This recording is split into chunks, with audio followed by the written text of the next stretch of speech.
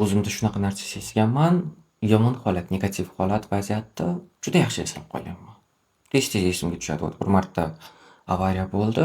Hech narsa bo'lmadi, bokovой просто avtobus unda urib ketdi, bokovой sindi, xudo qushdi, o'ti yuz butun, hamma yoq butun. Lekin har safar endi mashinada ketyapman, taksida ketyapman, avtobus oldidan o'tayotganda mana shu voqea esimga tushib yotibdi.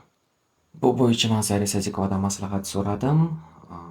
Maslahat berdilar, pozitivga qaratgin deb. То есть yomon bo'lgan vaziyatlarni emas, qilinmagan ishlarni emas, qilgan ishlar to'g'risida o'zingga отчет bergin dedilar. O'zingga bergani qiynarsang, endi hamma o'zi bilan ochiq-oydin gaplasha olmaydi. Gaplasha olmasang, o'zingga yaqin inson top, u bilan har kunimi, har haftami, har oyimi ko'rishganda mana shu ishlarni qildim, mana shu ishlarni qilmadim deb bir-biringlarga отчет beringlar.